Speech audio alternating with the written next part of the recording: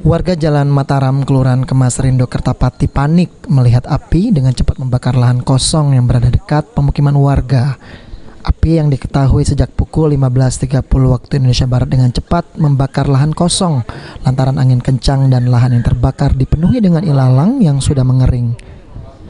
Warga bersama petugas dari TNI Polri, Manggala Agni, dan PBK berusaha memadamkan api dengan peralatan seadanya. Namun sulitnya akses untuk masuk ke lokasi serta tidak adanya sumber air membuat upaya pemadaman terhambat. Arwin, salah seorang warga, mengatakan belum mengetahui penyebab terbakarnya lahan.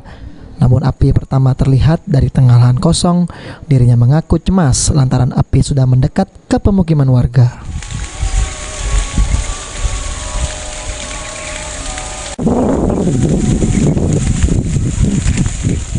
Sekitar jauh lagi lah, sekitar 50 meter lah dari rumah ini.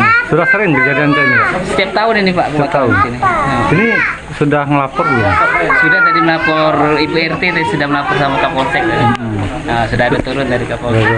Sementara itu Komandan Koramil 41804 Kertapati Mayor Infantri AR Adriansyah DP mengatakan lahan yang terbakar merupakan lahan gambut dari lahan warga yang belum dibersihkan yang berakibat cepatnya api menyebar.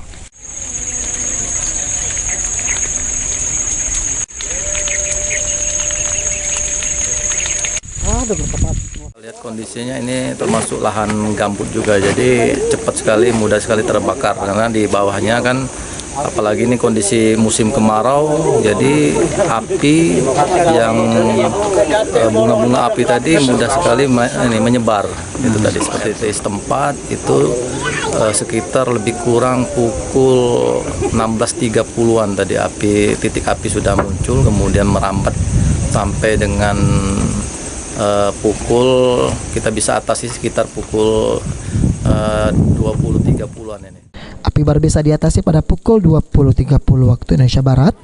Warga dihimbau untuk tidak membuka lahan dengan cara dibakar, terutama saat musim kemarau. Heru Wahyudi, PAL TV.